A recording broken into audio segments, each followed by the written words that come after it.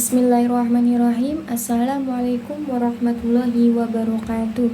Perkenalkan, nama saya Eva As'adatul Afifah dari Prodi PAUD S2 UIN Sunan Kalijaga, Yogyakarta.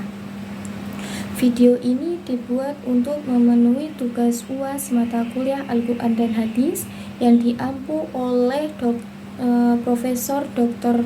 Hajah Marhumah MPD.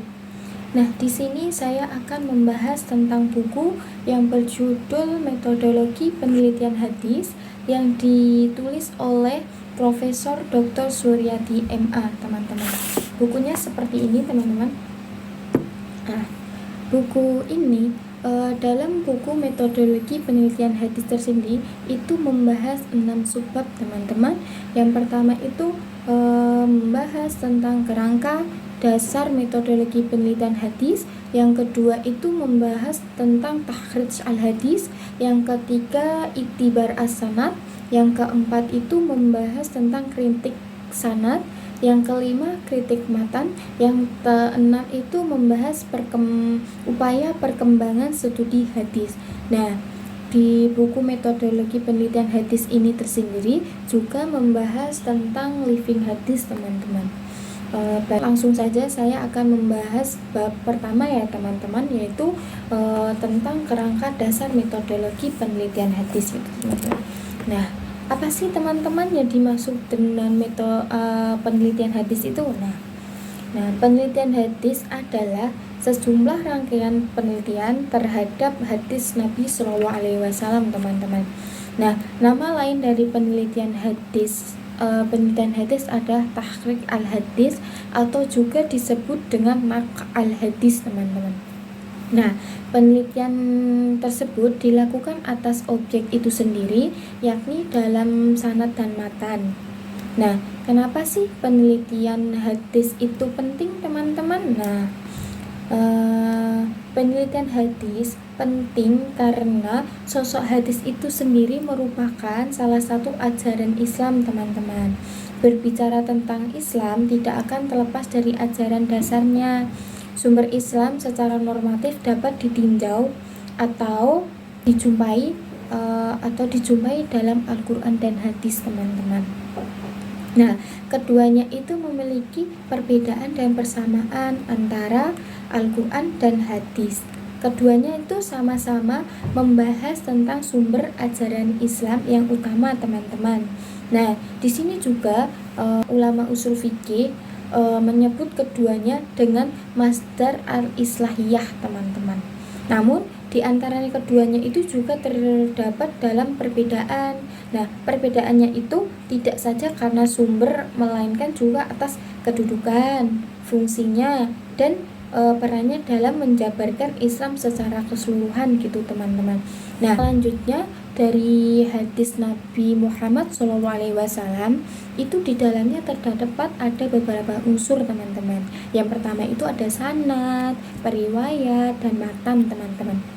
Nah, ketiga unsur tersebut harus ada dalam sebuah hadis, ataupun penjelasan tentang hal tersebut adalah sebagai berikut. Nah, apa sih yang disebut dengan sanad? Nah, sanad secara bahasa dapat diartikan dengan sandaran atau suatu yang dijadikan sandaran, teman-teman. Sedangkan menurut istilah bahwa sanad adalah penelitian tentang munculnya suatu matan hadis. Nah, yang kedua itu ada periwayat. Apa sih periwayat itu, teman-teman? Nah, periwayat hadis atau juga disebut dengan rawi adalah orang yang menyampaikan atau menuliskan hadis dalam suatu kitab, apa yang pernah diterima atau yang dari seseorang gurunya gitu, teman-teman.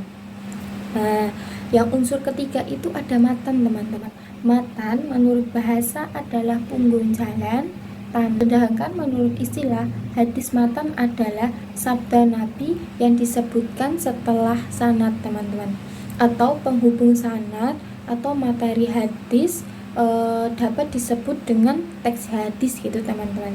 Nah, selanjutnya itu gini, teman-teman, semakin banyak periwayat hadis yang meriwayatkan suatu hadis, semakin baik, teman-teman.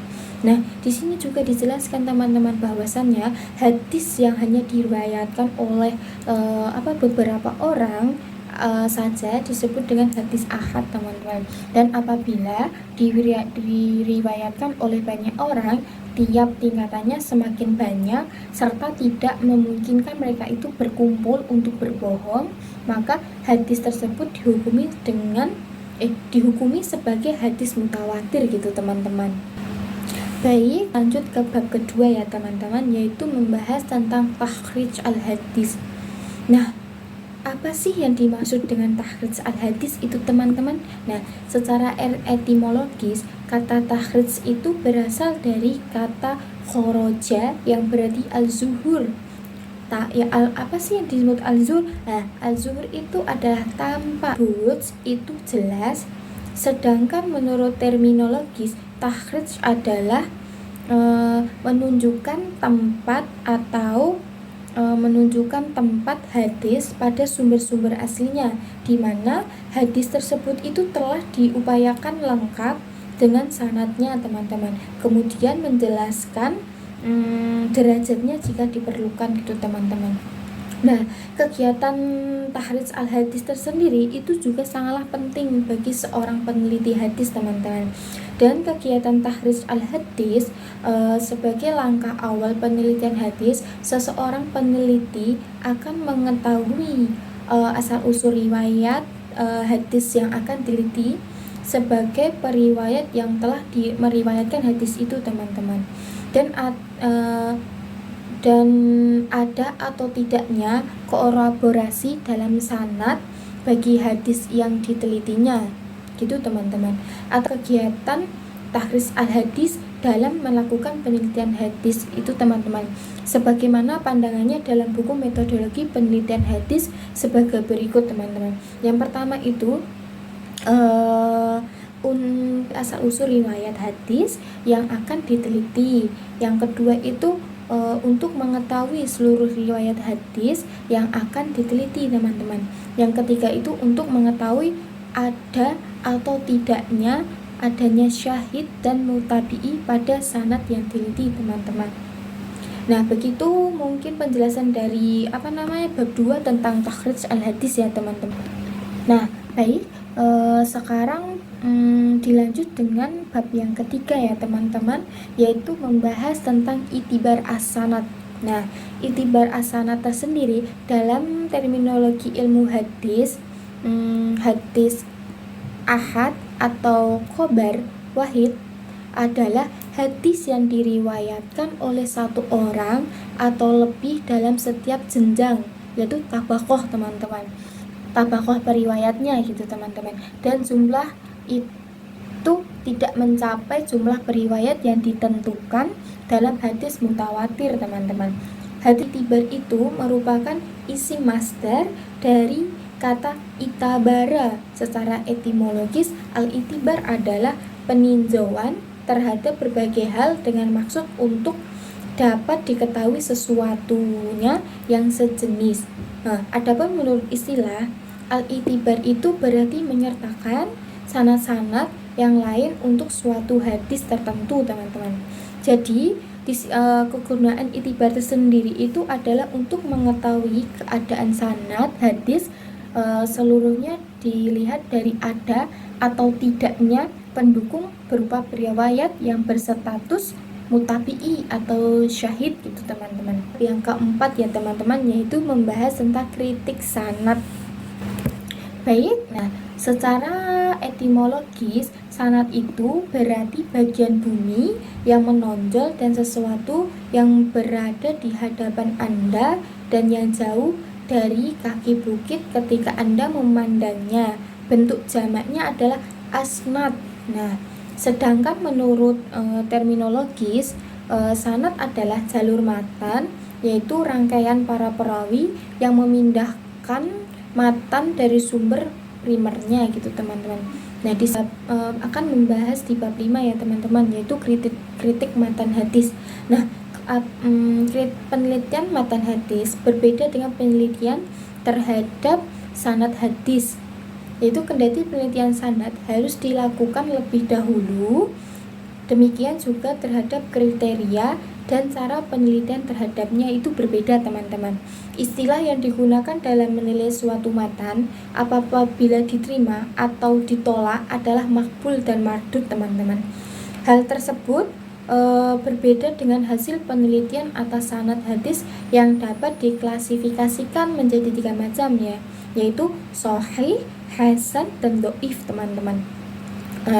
Demikian juga unsur-unsur penelitian matan yang dilakukan oleh ulama hadis disatukan dengan ulama fikih pun berbeda, teman-teman. Jika kedua hal unsur hadis disatukan, maka kemungkinan hasil penelitiannya itu sanad dan matannya dapat menjadi 4 macam, teman-teman. Yang pertama itu, jika hadis sanadnya sahih, maka matannya makbul. Terus kalau hadis sanadnya dhaif, maka matannya makbul juga. Yang ketiga itu, jika hadis sanadnya sahih, maka matannya mardud. Keempat itu, jika hadis sanadnya dhaif, maka matannya itu mardud gitu, teman-teman. Nah, kita mencapai bab terakhir, teman-teman, yaitu ke-6, yaitu membahas tentang upaya perkembangan penelitian hadis. Nah, di sini itu saya akan menjelaskan melalui peta konsepnya aja, ya, teman-teman. Nah, bahwasannya di sini tuh hadis itu terdiri atas penelitian hadis, teman-teman, terus berbentuk sanad dan matan. Nah, berbentuk sanad dan matan itu hasilnya akan menjadi hadis yang sahih, hasan, dan dhaif gitu, teman-teman. Nah, dalam hasil ini sanad dan matan akan menuju dalam kitab hadis, teman-teman.